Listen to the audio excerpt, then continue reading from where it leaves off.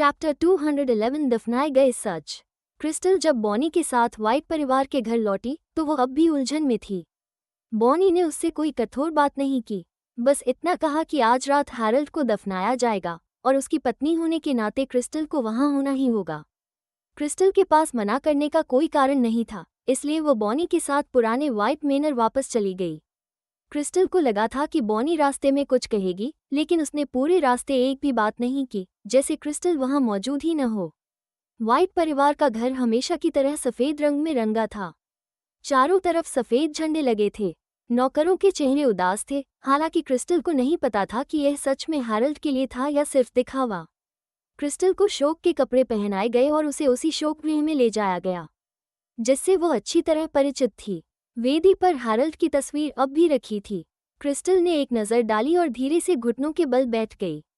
नौकरों ने ताबूत पर कील थूकना शुरू किया। क्रिस्टल जानती थी कि हैरल्ड जिंदा है और ताबूत में सिर्फ उसके कुछ कपड़े पड़े हैं, फिर भी ये दृश्य उसे भीतर तक विचलित कर रहा था। फैबी के लोग कहते थे कि बॉनी हैरल्ड को बेहद प्यार करती थी, इसलिए उसकी मौत के बाद भी उसे शादी करवाना चाहती थी। लेकिन क्रिस्टल को उनमें कोई लगाव नजर नहीं आया। बॉनी के जोर देने का कारण बिल्कुल भी दादी का प्यार नहीं लग रहा था, बल्कि कुछ और ही था। वो सोच ही रही थी कि किम्बली की तेज आवाज आई, जल्दी सम्मान दो। क्रिस्टल चौंकी, खुद को संभाला और वेदी की ओर 3 बार झुकी। फिर हैरल्ड की तस्वीर उठाकर आगे चल दी। हैरल्ड के अंतिम संस्कार की शोभायात्रा बहुत भव्य थी। क्रिस्टल सबसे आगे तस्वीर लिए चल रही थी। उसके पीछे लोग झंडे उठा रहे थे, ताबूत धो रहे थे और रास्ते में कागज के पैसे उड़ाए जा रहे थे, बिल्कुल पुराने जमाने वाला अंतिम संस्कार। पीछे व्हाइट परिवार के रिश्तेदार थे, सब जोर जोर से रो रहे थे। कोई देखने वाला यही समझता कि हैरल्ड से उनका गहरा रिश्ता रहा होगा, जबकि सच्चाई ये थी कि उनमें से कई ने शायद हैरल्ड को कभी देखा भी नहीं था। उन सबके बीच क्रिस्टल बिल्कुल शांत लग रही थी, न उसने रोना चाहा, न उसके चेहरे पर कोई दुख दिखा। किम्बली झुंझलाकर बोली, ये तो हद ही कर रही है। मैं जरूरत नहीं, बॉनी ने ठंडे स्वर में कहा। यह ज्यादा देर अकड़ नहीं दिखा पाएगी। किम्बली ने कुछ सोचकर कहा, हाँ सही है। व्हाइट परिवार की अपनी एक पुरानी कब्रगाह थी जो मेनर से ज्यादा दूर नहीं थी। लगभग आधे घंटे बाद वे वहां पहुंच गए। क्रिस्टल खुद को गड्ढे के किनारे खड़ा पाती है, हैरल्ड की काले सफेद फोटो हाथ में लिए। तस्वीर में हैरल्ड का चेहरा वैसा ही ठंडा और बेपरवाह था, मानो इस पूरे नाटक पर हंस रहा हो। गड्ढे में चावल के दाने छिड़के गए, पास ही कुछ ताओवादी पुजारी धीमी आवाज में मंत्र पढ़ रहे थे। फिर ताबूत नीचे उतारा गया। रिश्तेदारों ने एक एक मुट्ठी मिट्टी गड्ढे में डाली। क्रिस्टल की बारी आखिरी में आई। उसने तस्वीर नीचे रखी, झुककर मिट्टी उठाई और ताबूत पर डाल दी। ताबूत बहुत गहराई में रखा गया था। क्रिस्टल ने सुना था कि ताबूत जितना गहरा हो, आने वाली पीढ़ियों के लिए उतना शुभ माना जाता है। लेकिन हैरल्ड के कोई वारिस थे ही नहीं, तो फायदा किसे? जैसे ही यह विचार उसके मन में आया, बॉनी की ठंडी, आदेश भरी आवाज गूंजी, इसे नीचे धकेलो। क्रिस्टल कुछ समझती उससे पहले ही किसी ने उसे जोर से धक्का दिया। वो गड्ढे के बिल्कुल किनारे खड़ी थी और एक ही सेकंड में नीचे गिर पड़ी। क्रिस्टल नीचे गिरी हुई थी और ऊपर से बॉनी उसे नफरत भरी नजर से देख रही थी।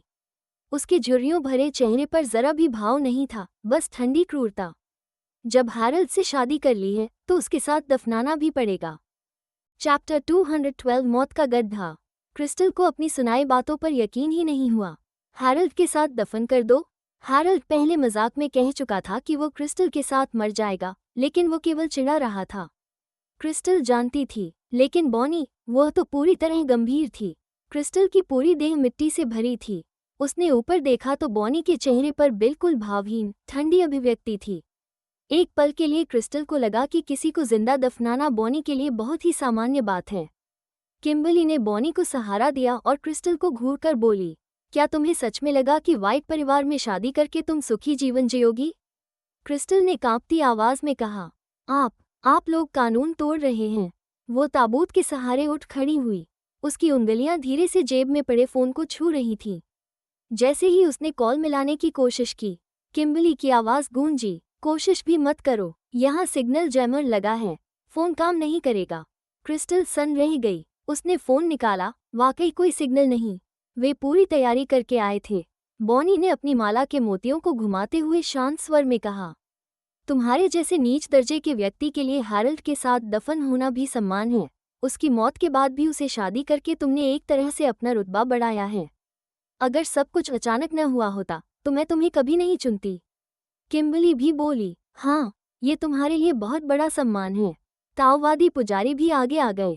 उनके नेता ने झुककर बॉनी से कहा, हमने सब जांच लिया है बूढ़ी मैडम, इन्हें साथ में दफना देंगे तो हवेली की सारी आत्माएं शांत हो जाएंगी। वो फिर कभी आपको परेशान नहीं करेगी। बॉनी ने राहत की सांस ली। बहुत अच्छा, जब तक वे आत्माएं मुझे सताना बंद कर देंगी मैं आपका पूरी तरह सम्मान करूंगी। क्रिस्टल हक्का बक्का रह गई। आपने समाजवाद का मूल सिद्धांत भूल गई हैं क्या? दुनिया में आत्माएं नाम की कोई चीज नहीं होती। उसे अब समझ आया क्यों बॉनी ने एवंस परिवार से शादी का जोर डलवाया, क्यों हैरल्ड के लिए दुल्हन चाहिए थी। ये सब इसी पागलपन भरी योजना के लिए। किम्बर्ली चिल्लाई, चुप रहो। बॉनी ने ठंडी हंसी हंसते हुए कहा, तुम क्या जानो, अगर वो औरत मुझे बार बार परेशान न करती तो मुझे ये सब नहीं करना पड़ता।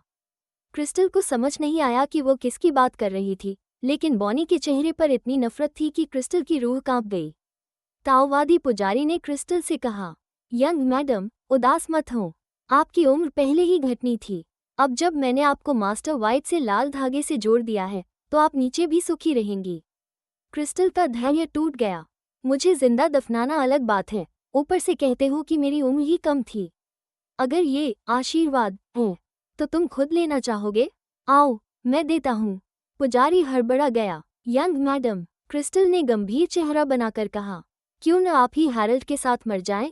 वो जरूर भावुक हो जाएगा और आपको बहुत प्यार करेगा। यही असली पुण्य है। चलिए, नीचे जाइए। पुजारी के चेहरे पर मजबूर मुस्कान फैल गई। यंग मैडम, मजाक न करें। आपकी जन्म कुंडली हैरल्ड साहब से मिलती है। दुर्भाग्य है कि उनकी मौत हो गई, वरना ये शादी बहुत शुभ होती। बॉनी ने आसमान की ओर देखकर कहा, समय हो गया है, गड्ढा भर दो, इससे पहले कि कोई रुकावट आए। पुजारी ने लंबी सांस ली और आदेश दिया, गड्ढा भरना शुरू करो। व्हाइट परिवार के नौकरों ने फावड़े उठाए और ताबूत वाले गड्ढे में मिट्टी फेंकना शुरू कर दिया।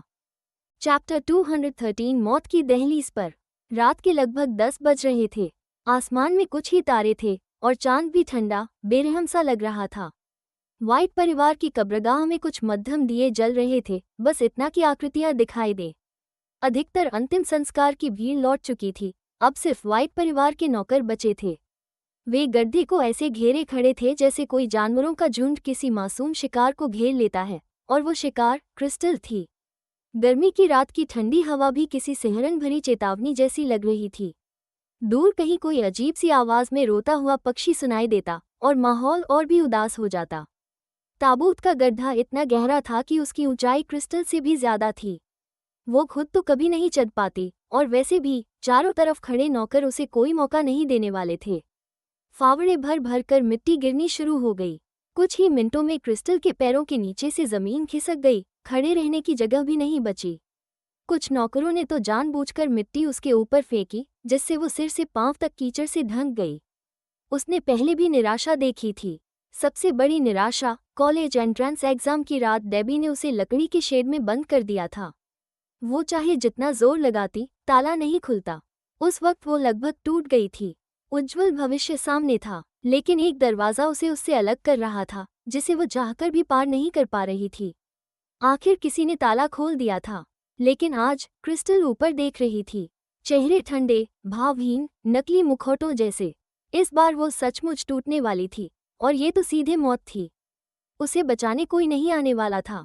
जाने से पहले उसने दाना से कहा था कि उसे मीठा खाना है।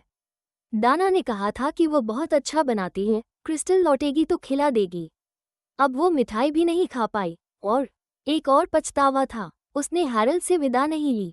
हैरल्ड भले कई बार खराब व्यवहार करता था, लेकिन फैबी में आने के बाद उससे बेहतर इंसान वो किसी से नहीं मिली थी। क्रिस्टल ताबूत से टिक गई। उसकी पलकें तेजी से कांप रही थीं। उसने सोचा, अगर मुझे मरना ही है तो कम से कम उसके साथ मरना बेहतर होता।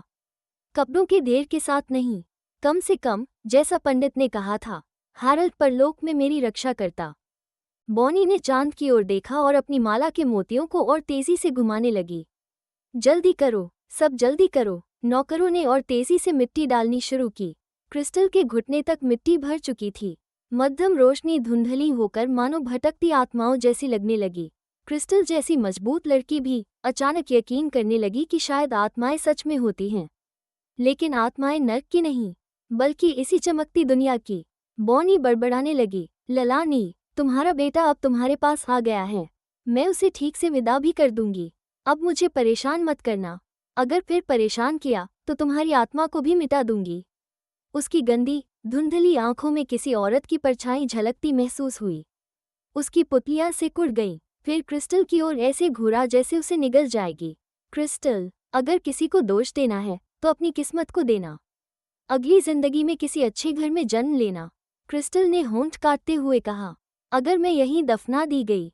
न जाने कहाँ से उसे हिम्मत मिली, पर उसने दृढ़ता से कहा, हैरल्ड जरूर मेरा बदला लेगा। उसे खुद भी नहीं पता था कि हैरल्ड सच में बदला लेगा या नहीं, लेकिन मौत के सामने उसने खुद को यकीन दिला लिया। बॉनी ने व्यंग्य से हंसते हुए कहा, वो तो खुद मर चुका है, तुम अब भी उसके। अचानक एक भयानक कर्कश आवाज हवा को चीरती हुई गूंजी। कौवों की तेज डरावनी चीखें रात को चीर गईं। किसी नौकर ने दहशत में चिल्लाया, मास्टर वाइट।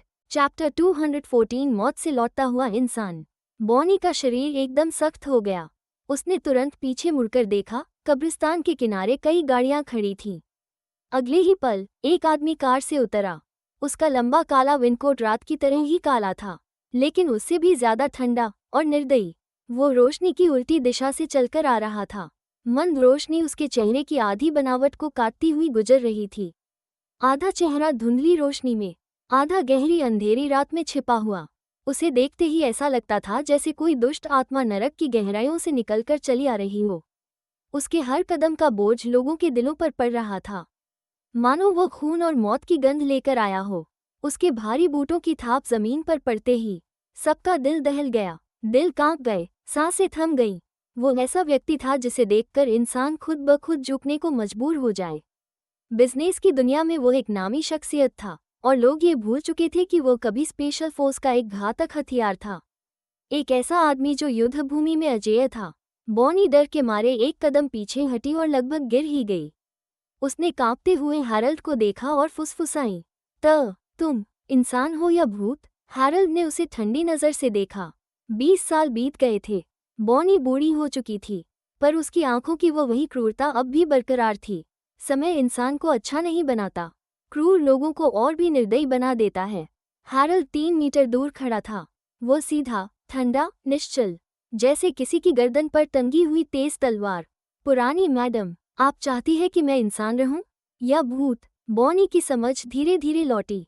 तुम नहीं मरे। किम्बली की आंखें फैल गईं। उसके पूरे शरीर में डर की सिहरन दौड़ गई। नहीं, ये नहीं हो सकता। हमने तो। उसे पूरा यकीन था कि हैरल्ड मर चुका था। उसने हैरल्ड की लाश खुद देखी थी। ताबूत में सिर्फ कपड़े इसलिए रखे गए थे क्योंकि बॉनी अशुभ चीजों को सहन नहीं कर सकती थी, इसलिए उसे कहीं और तुरंत जला दिया गया था। इसी बीच टक लाइटर की आवाज हुई। टिमटिमाती नीली लौ कब्रिस्तान की हवा में भटकी हुई आत्मा जैसी दिखाई दी। हैरल्ड ने नीचे देखते हुए सिगरेट जलाई। उसके काले ग्लव्स पहने, लंबे मजबूत उंगलियां, ऐसी कि किसी की गर्दन पल भर में तोड़ दे, कोई शक भी न करे। धुआं हवा में फैला। हैरल्ड ने बेहद ठंडे स्वर में कहा, तुम मुझे इतना प्यार करती हो कि मेरी मौत के बाद मेरी शादी भी करवा दी। फिर मैं जिंदा हूं तो इतना दुख क्यों? बॉनी ने तुरंत खुद को संभाला और नकली मुस्कान खींची। हैरल्ड, तुम क्या कह रहे हो? तुम्हारे जिंदा होने से मुझे बहुत खुशी हुई। तुम कहाँ थे? क्या हुआ था? मुझे। हैरल्ड ने ऊबकर उसे बीच में ही रोक दिया। मैं यहाँ तुमसे मिलकर भावुक होने नहीं आया। उसने गड्ढे की तरफ देखा जहाँ क्रिस्टल अभी भी आधी दबी हुई थी। मैं यहाँ अपनी मंगेतर को लेने आया हूँ। बॉनी का चेहरा बिगड़ गया। भले हैरल्ड जिंदा था, वो अब भी क्रिस्टल को छोड़ने को तैयार नहीं थी। पुजारी ने कहा था कि ललानी की आत्मा को शांत करने के लिए बलि देनी पड़ेगी, और क्रिस्टल इसके लिए बिल्कुल सही थी। आखिर इतनी मेहनत के बाद लक्ष्य सामने था। बॉनी इतनी आसानी से कैसे छोड़ देती? हैरल्ड, तुम्हारी मंगेतर डोरा है, वो अभी भी एवंस परिवार में है। अगर तुम उससे मिलना चाहते हो, मैं अभी किसी को भेजती हूँ। चलो, पहले घर चलते हैं। हैरल्ड की आंखें सिकुड़ गईं। मतलब, तुम क्रिस्टल को छोड़ने वाली नहीं हो? उससे पहले कि बॉनी कुछ कह पाती, हैरल्ड ने हाथ उठाया और उसके पीछे खड़े लोग तुरंत हरकत में आए। दर्जनों बंदूकें एक साथ बॉनी और उसके लोगों पर तान दी गईं। कई नौकर डर के मारे चीख उठे, बचाओ। चैप्टर 215 खून का रिश्ता या खतरा। बॉनी बहुत कुछ झेल चुकी थी, लेकिन फिर भी वो डर गई। गुस्से में कांपती आवाज में बोली, हैरोल्ड, यही है तुम्हारी फर्जदारी? तुम अपनी दादी पर बंदूक तान रहे हो? मैं जरा ठीक कर दूं। ल्यूक ने हल्की मुस्कान के साथ कहा। मास्टर वाइट की दादी तो श्रीमती स्टेफनी हंट हैं। ये नाम सुनते ही बॉनी का चेहरा बिगड़ गया। माँ! किम्बर्ली डर के मारे लगभग रो पड़ी। छोड़ो माँ, हैरोल्ड पागल है, वो कुछ भी कर सकता है, चलो घर चलते हैं। चुप रहो, बॉनी ने दांत भींचकर कहा, लेकिन वह भी जानती थी कि किम्बर्ली की बात सच है। हैरोल्ड सच में पागल था। वो कुछ भी कर सकता था। अगर वो आज रात उसे नाराज कर देती और वो यहीं मर जाती, तो हैरोल्ड इसे छिपाने का तरीका ढूंढ ही लेता। हैरोल्ड धीरे धीरे उसके पास आया और ठंडी आवाज में बोला, क्या तुम्हें सच में लगता है कि मैं गोली नहीं चलाऊंगा? बॉनी कांप उठी। उसने प्रार्थना माला को कसकर पकड़ा और आंखें बंद कर लीं। चलते हैं। किम्बर्ली पसीने से तर जल्दी जल्दी बॉनी को सहारा देकर बाहर ले जाने लगी। पीछे से हैरोल्ड की आवाज आई, तुम्हें अचानक बीमारी हुई है, कुछ दिन बाहर मत निकलना। बॉनी गुस्से से कांपी, पर विरोध करने की हिम्मत नहीं हुई।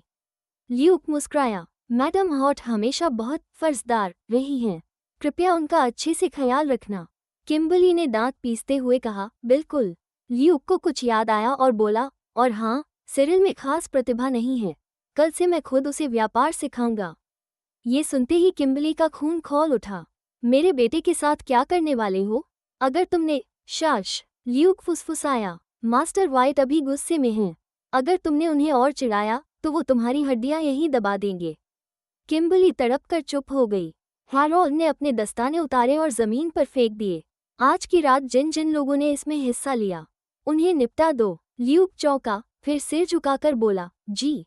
वाइट परिवार के नौकर बुरी तरह डर गए और दया की भीख मांगने लगे, लेकिन किसी ने ध्यान नहीं दिया।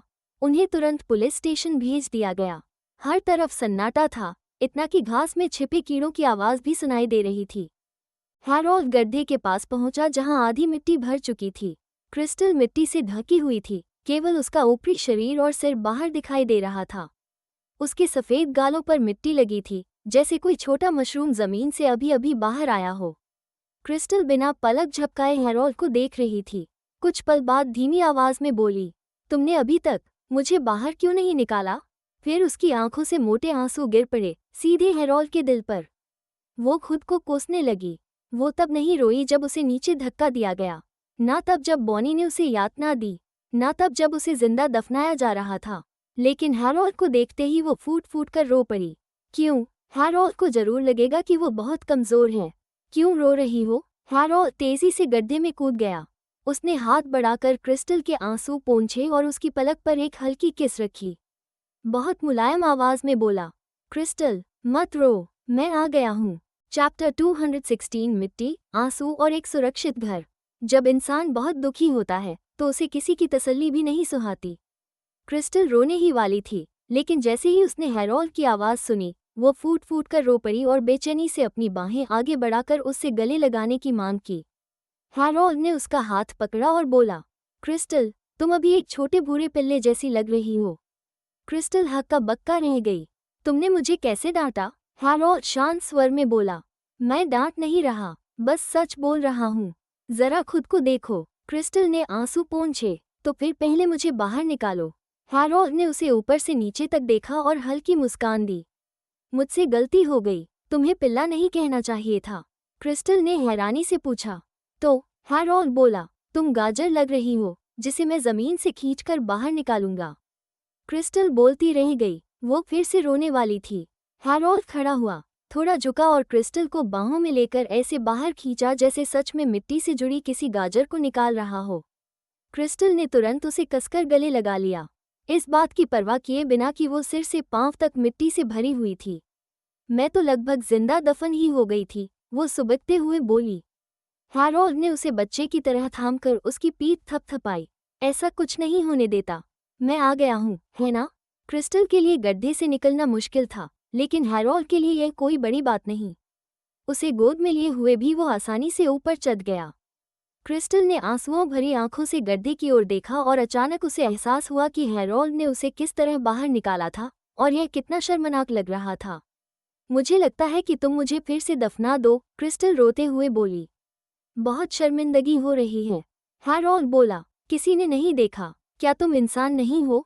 क्रिस्टल ने पलटकर पूछा। हैरोल्ड ने भौं उठाई। क्या तुम मुझे ही गाली दे रही हो?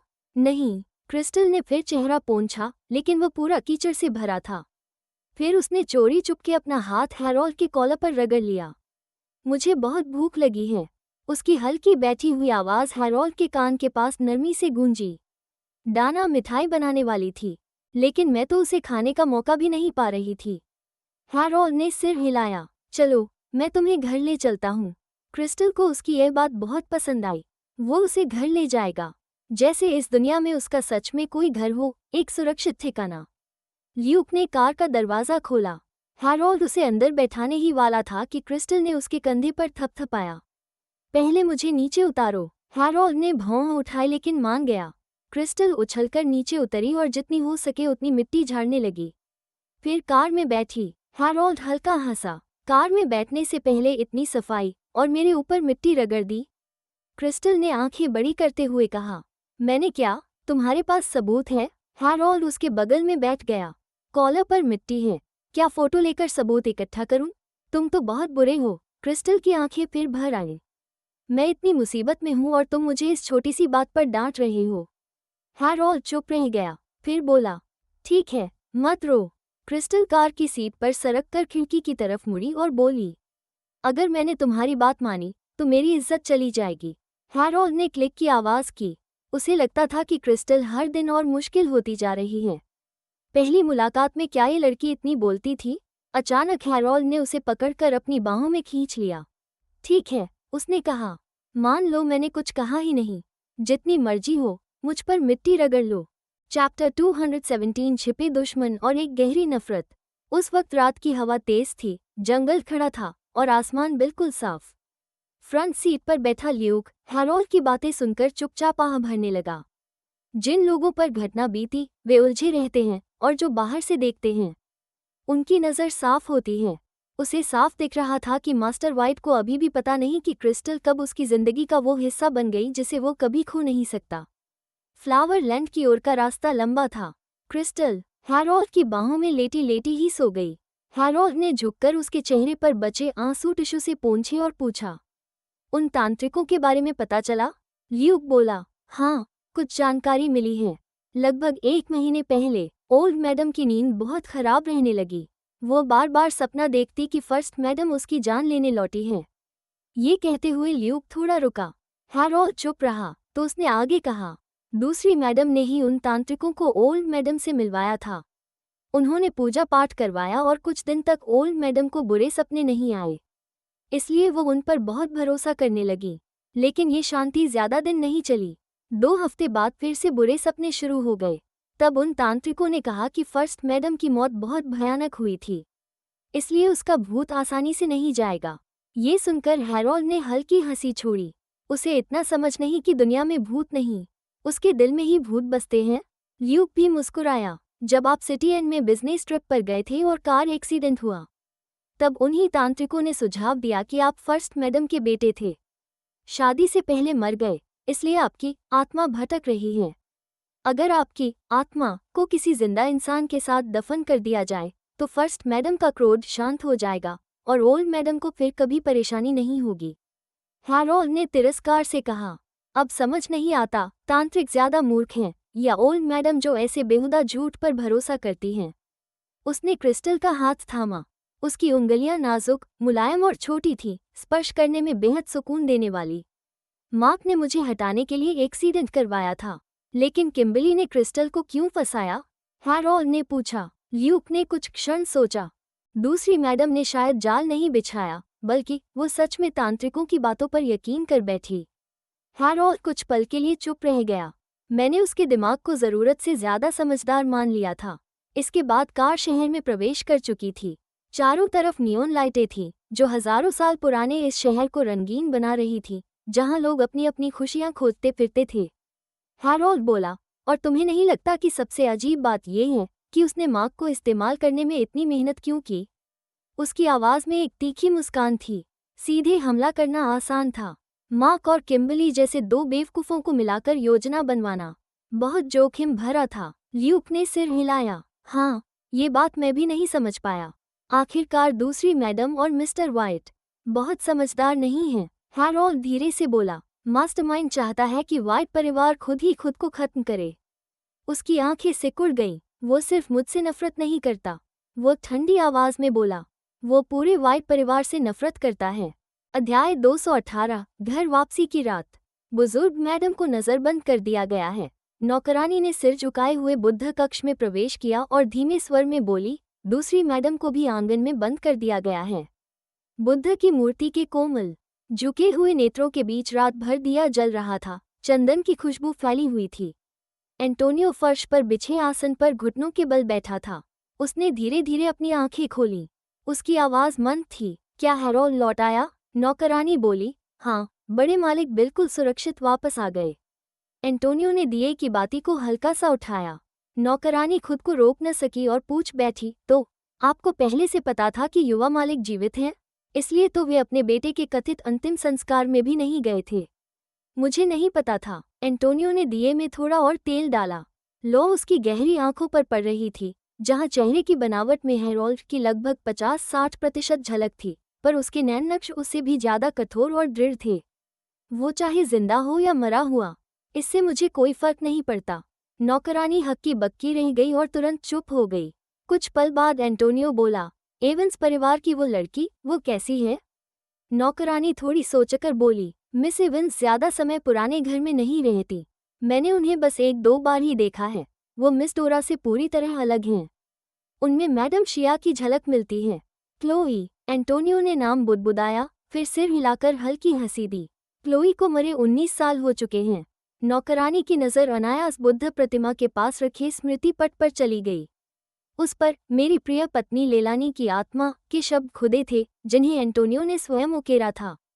वर्षों की कसक उन लकीरों में साफ झलक रही थी। ठीक है, एंटोनियो बोला, तुम जा सकती हो। नौकरानी ने सिर झुकाया और बुद्ध कक्ष का दरवाज़ा बंद कर दिया, जहां चंदन की हल्की खुशबू तैर रही थी। जब वे फ्लावर लैंड पहुंचे, तब रात काफ़ी हो चुकी थी। क्रिस्टल गहरी नींद में थी, इसलिए हैरोल्ड ने उसे नहीं जगाया। जैसे ही वो उसे कार से उठाकर बाहों में लेने लगा, क्रिस्टल खुद ही जाग गई। उसने आंखें मलीं और जम्हाई लेते हुए पूछा, हम घर आ गए? हाँ, हैरोल्ड ने कहा, घर आ गए। वो उसे अपनी बाहों में उठाए विला के अंदर ले गया। उसने पूछा, अब तो तुम जाग गई हो, खुद क्यों नहीं चल रही? क्रिस्टल ने उसकी गर्दन को कसकर पकड़ लिया। आपने ही कहा था ना कि मैं गाजर हूँ। गाजर अपने आप नहीं चलती। हैरोल्ड ने भौं उठाई। अच्छा, तो मैं डाना से कहूँगा कि तुम्हें काटकर मीट स्ट्यू में डाल दे। क्रिस्टल अवाक रह गई। इतने क्रूर कैसे हो सकते हो? गाजर इतनी क्यूट होती है, उसे कोई कैसे खा सकता है? विला रोशनी से नहा रहा था। देर रात उनके मालिक के लौटने की हलचल थी। हैरोल्ड उसे सीधे दूसरे माले पर ले गया और बोला, मुझे तो कोई और गाजर इतनी प्यारी नहीं लगती जितनी तुम। क्रिस्टल थोड़ा गर्व से बोली, बिल्कुल।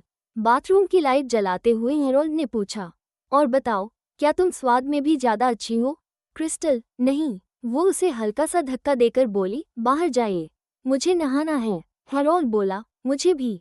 मेरा पूरा शरीर कीचड़ से भर गया है, तुम्हारी वजह से। क्रिस्टल ने उसका कोट तो ठीक देखा, पर उसकी हल्की ग्रे शर्ट पर कीचड़ के निशान साफ झलक रहे थे। आप गेस्ट रूम में नहाए? क्रिस्टल बोली, मैं आपके कपड़े धो दूंगी। अच्छा, कपड़े तो धो दोगी, पर मुझे नहलाने में मदद नहीं करोगी? क्रिस्टल, अगर आपने फिर कहा तो मैं कपड़े भी नहीं धोऊंगी। उसका चेहरा लाल होते देख हैरोल्ड हल्का सा मुस्कुराया और बोला, ठीक है, ठीक है, मैं गेस्ट रूम में ही नहाने जा रहा हूँ। अध्याय 219 नटखट शरारतें। क्रिस्टल नहा धोकर बाहर आई और खुद को तौलिए में लपेट लिया। उसने देखा कि हैरोल्ड अभी तक वापस नहीं आया था, तो उसने जल्दी से पजामा पहन लिया और नीचे जाकर अपना डेजर्ट खाने की सोच ही रही थी कि अचानक गेस्ट रूम से आवाज़ आई, क्रिस्टल। क्रिस्टल तुरंत गेस्ट रूम के दरवाजे तक दौड़ी। क्या हुआ? अंदर से हैरोल्ड ने कहा, मेरे कपड़े ला दो। ये तो कमाल हो गया, आज बाजी पलट गई थी। क्रिस्टल को याद आया कि जब वो कपड़े लाना भूल जाती थी, हैरोल्ड उसे कैसे चिढ़ाता था। उसने गला साफ करके कहा, कपड़े चाहिए? ठीक है, पहले मुझसे मिन्नत करो। हैरोल्ड कुछ पल चुप रहा। क्रिस्टल ने कुछ सेकंड इंतजार किया। हैरोल्ड की तरफ से कोई जवाब नहीं आया, तो उसे लगा कहीं बात ज्यादा तो नहीं कह दी। तभी अंदर से बाथरूम का दरवाजा खुला। अंदर से भाप और हल्की जैस्मिन खुशबू बाहर आई। हैरोल्ड कमर पर तौलिया बांधे बाहर आया और नीचे देखते हुए बोला, तो बताओ कैसे मिन्नत करूं? क्रिस्टल ने सोचा भी नहीं था कि वो ऐसे बाहर निकल आएगा। ऊपर देखा तो उसका नंगा तराशा हुआ सीना बिल्कुल संगमरमर के किसी कलात्मक शिल्प जैसा। उसके शरीर पर न एक भी अतिरिक्त चर्बी थी, न कोई खामी, बस खूबसूरत सलीकेदार मांसपेशियां और ठंडी गोरी त्वचा। क्रिस्टल का चेहरा पल में ही लाल हो गया, लेकिन हैरोल्ड ने तो शरारत रोकने का नाम ही नहीं लिया। उसने एक हाथ से उसकी गर्दन पकड़कर उसे अपनी बाहों में खींच लिया। क्रिस्टल का नर्म चेहरा उसकी गर्म गीली मांसपेशियों से लग गया। उसकी त्वचा पर अभी भी हल्की भाप थी। क्रिस्टल को जैस्मिन की महक और गर्मी दोनों से चक्कर सा आने लगा। हैरोल्ड ने दोनों हाथों से उसकी कमर पकड़कर उसे आसानी से ऊपर उठा लिया। उसके पैर हवा में लटक गए और वो बेबस होकर बस उसकी गर्दन पकड़ सकती थी। उसकी कांपती पलकें मुश्किल से उठी। तुम क्या कर रहे हो? हैरोल्ड ने उसके कान के पास मुस्कुराते हुए कहा, मैं तुमसे मिन्नत कर रहा हूँ। उसकी मधुर गर्म आवाज़ सीधे क्रिस्टल के कान से होती हुई दिल तक पहुँचती चली गई। उसकी धड़कन तेज हो गई। वो बमुश्किल बोली, पहले नीचे उतारो, मैं तुम्हारे कपड़े ले आती हूँ, और मेरी गर्दन मत रगड़ो, तुमने शेव नहीं की है। उसकी दाढ़ी की झंझनाहट से क्रिस्टल को होश थोड़ा लौटा। जल्दी नीचे उतारो। लेकिन हैरोल्ड ने उसे छोड़ा नहीं। वो क्रिस्टल को उठाए हुए मास्टर बेडरूम में ले गया और सीधे ड्रेसिंग रूम में पहुंचकर अलमारी खोली। बताओ कौन सा पहनूं? क्रिस्टल ने एक नज़र डाली और भौहें सिकोड़कर बोली, तुम्हारे सारे कपड़े इतने बोरिंग क्यों हैं? कोई डिज़ाइन, कोई पैटर्न तक नहीं। फिर वह उत्साहित होकर अपनी अलमारी की तरफ गई और बोली, देखो मेरे सब कार्टून वाले हैं, कितने प्यारे। हाँ, काफ़ी प्यारे हैं, हैरोल्ड ने कहा, लेकिन छोटे साइज के हैं। मैं नहीं पहनूंगा, क्रिस्टल ने धीमे से कहा। तुमने पहना ही नहीं, पता कैसे चल गया कि छोटे हैं? हैरोल्ड ने सीधा उसकी आंखों में देखते हुए कहा, मैं तो सिर्फ वही पहनूंगा जो तुम्हारे ऊपर है। क्या उतारना चाहती हो? क्रिस्टल अवाक रह गई। वो फिर हार गई। उसे इतनी बेशर्मी नहीं आती थी। अगर वो हैरोल्ड से ऐसा कहती तो वो बिना झिझक तुरंत अपने कपड़े उतार देता। अध्याय 220, पहले बच्चों वाला किस, अब बड़ों वाला। नहीं, क्रिस्टल ने हैरोल्ड को हल्का सा ठोकर मारी। जल्दी कपड़े बदलो, मैं नीचे जाकर डिनर कर रही हूँ। हैरोल्ड बोला, मैंने अभी तुमसे मिन्नत की थी। क्रिस्टल चौंक गई, लेकिन तुमने कपड़े लाकर नहीं दिए। उल्टा मैं तुम्हें यहाँ उठा लाया, हैरोल्ड ने तर्क देते हुए कहा। क्या तुम्हें बुरा नहीं लगता कि तुम मेरे साथ ऐसा कर रही हो? क्रिस्टल चुप रह गई। मैंने तुम्हें मुझे उठाने को नहीं कहा था, उसने होंठ सिकोड़कर कहा। अगर तुम्हें मुझसे किस चाहिए तो सीधे बोल दो। हैरोल्ड ने बिना हिचकिचाए कहा, क्रिस्टल, मुझे तुमसे किस चाहिए। क्रिस्टल स्तब्ध। हे भगवान, यह आदमी तो सीधे मुद्दे पर ही आ गया। वो लाल पड़ गई और धीरे से बोली, तो अपनी आंखें बंद करो। हैरोल्ड ने भौं उठाई पर उसने मान लिया और आंखें बंद कर लीं। क्रिस्टल ने खुद को मानसिक रूप से तैयार किया और थोड़ा झुककर उसके होठों के कोने पर हल्की सी किस दी। इसी पल हैरोल्ड ने आंखें खोल दी, जिससे क्रिस्टल डर गई। अगले ही क्षण उसने क्रिस्टल को उठाकर कांच की अलमारी पर बैठा दिया, जहां कीमती घड़ियां और कफलीक रखे थे। ठंडी सतह छूते ही क्रिस्टल कांप गई। मैंने किस कर दिया, अब और क्या चाहिए? हैरोल्ड ने उसकी कमर थाम कर कहा। वो तो बच्चों वाला किस था। क्रिस्टल हैरान, क्या मतलब? हैरोल्ड मुस्कुराया, अब मैं तुम्हें बड़ों वाला किस सिखाता हूँ। क्रिस्टल स्तब्ध, मुझे नहीं सीखना। ओह, जैसा उसने कहा था वैसा ही था, बड़ों वाला किस बिल्कुल अलग था। क्रिस्टल का पूरा दिमाग घूम गया। फिर भी वो बड़बड़ाई, ये कांच बहुत ठंडा है। हैरोल्ड ने उसे थोड़ा ऊपर उठाया और हाथ मेज पर रखे। अब नहीं है ठंडा। क्रिस्टल के पास कहने को कुछ नहीं था। उसे समझ नहीं आता था कि पहली बार मिलने पर उसे हैरोल्ड इतना सीरियस क्यों लगा था। थोड़ी देर बाद क्रिस्टल हैरोल्ड के कंधे पर सिर रखे नीचे पहुंची। डैना ने उसके लिए डेजर्ट के अलावा खाना भी बनाया था। क्रिस्टल के होंठ लाल थे, नाक की नोक भी लाल। उसने पजामा की हुडी का कैप सर पर डाल लिया और ऐसे पेश आए जैसे दुनिया की मासूम बच्ची हो। डैना, ये वेजिटेबल सलाद बहुत स्वादिष्ट है। डैना ने भौं उठाई, पर तुम तो कहती थी कि वेजिटेबल सलाद अच्छा नहीं लगता। क्रिस्टल को सब्जियां पसंद नहीं थी, और हैरोल्ड ने स्वास्थ्य के लिए डैना को कहा था कि हर भोजन में उसे थोड़ा सलाद खिलाया जाए, इसलिए वो इतने दिनों से जबरदस्ती खा रही थी। क्रिस्टल ने एक टुकड़ा ब्रोकली उठाकर मुंह में रखा। अब अच्छा लग रहा है। डैना को कुछ समझ नहीं आया। तो और खाओ फिर। हाँ हाँ, क्रिस्टल ने कहा। हैरोल्ड ने उसका प्लेट उसकी तरफ बढ़ाई। मांस नहीं खा रही? क्रिस्टल सर्द स्वर में बोली। नहीं। हैरोल्ड ने उसकी हालत देखकर सोचा, हाँ, सच में आज उसे बहुत सताया है। पक्की बात, देखो, ये सोटेड श्रिम्प है, स्मोक्ड हैम, रोस्ट डक, क्रिस्टल ने चिढ़कर कहा। डिश के नाम मत बताओ। वो उठकर हैरोल्ड के पास बैठ गई। चलो, खाऊंगी, करना ही था, भूख तो लगी थी। हैरोल्ड ने उसकी हुडी के भालू वाले कानों को खींचा। ये मोटा सा पीला भालू। क्रिस्टल ने सुधार किया। कृपया सम्मान करो, इसका नाम विन्नी है, हैरोल्ड ने कहा। और वो पिछली बार जो मोटी सी नीली बिल्ली पहनी थी, उससे इसका क्या रिश्ता है? दोनों एक जैसे लगते हैं। क्रिस्टल ने आंखें तररी। उसका नाम डोरामोन है। इनका कोई रिश्ता नहीं। बचपन में तुमने कार्टून नहीं देखे क्या? हैरोल्ड बोला। उसी उम्र में तुम कार्टून देख रही थी और मैं मैथमेटिक्स ओलंपियाड की पढ़ाई कर रहा था। इसलिए आज मेरे पास अरबों की दौलत है और तुम कंगाल हो। क्रिस्टल, आगे की स्टोरी सुनने के लिए वीडियो को लाइक करें, चैनल को सब्सक्राइब करें। मिलते हैं न्यू एपिसोड में, तब तक के लिए बाय बाय।